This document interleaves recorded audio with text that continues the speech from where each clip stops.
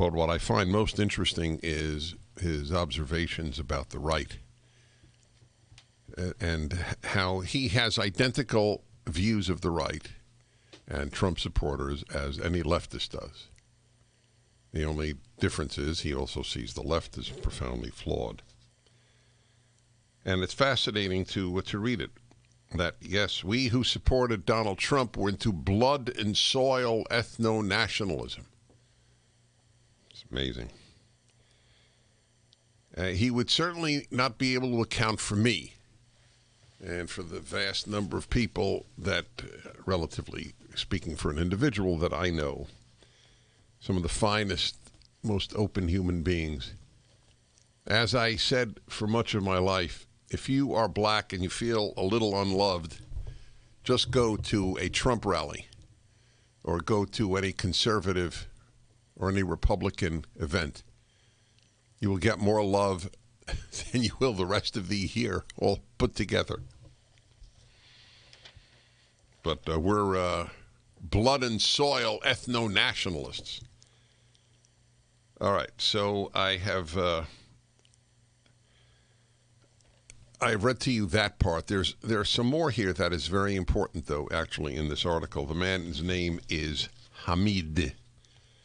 I assume he is, not assume, he is of Middle East extraction. Shadi Hamid, Hamid. America Without God, that is the name of the piece. So obviously anything like that I read, especially if it's in the Atlantic. And he observes correctly, though the United States wasn't founded as a Christian nation, Christianity was always intertwined with America's self-definition. Without it, Americans, conservatives and liberals alike, no longer have a common culture upon which to fall back. That's what Christmas served as. It's a Jew who wrote, in fact, Jews, I was thinking a Jew who wrote God Bless America, but Jews wrote half of the most popular Christmas songs. I mean, statistically, this is not, it's just a fact. And even though it was not their religious holiday, it was their national holiday. Christmas was a unifying thing for Americans till the left crapped on Christmas and changed Christmas party to holiday party and Christmas vacation to holiday vacation and Merry Christmas to Happy Holidays. And then, as usual, they deny they did it. Just like now, they deny that they ever called for the defunding of police. Every leftist lies or they wouldn't be a leftist. Liberals lie and tell truth. Conservatives lie and tell truth. But leftists all lie. They lie with the ease with which they speak. We make war on Christmas? How laughable. We called for the defunding of police? What, are you out of your minds? I read to you that last week. That's the new thing. We never said defund the police. Yeah, that's right. We changed everything with the word Christmas into holiday, but hey, there's no war on Christmas. And people believe it. For better and worse, the United States really is one of a kind. And he speaks about America, as I have often, as based on an idea. It's the point. It's not an ethnic country. It's an idea.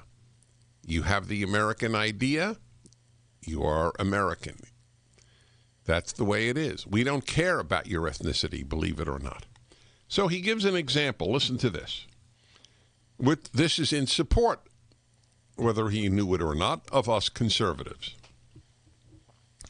An American who moves to Germany, lives there for years, and learns the language remains an American. If America is a civil religion, which it is, it would make sense that it stays with you unless you renounce it.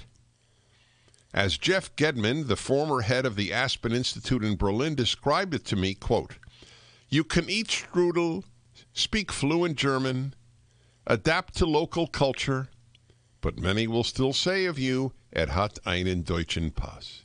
He has a German passport. That's not the same as being German. No one starts calling you German."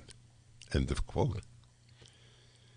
But if a German moves to America, doesn't even speak English fluently, but becomes an American, we think of the person as American. There is no other country where you were thought of as that country, not as a citizen, but as a fellow American.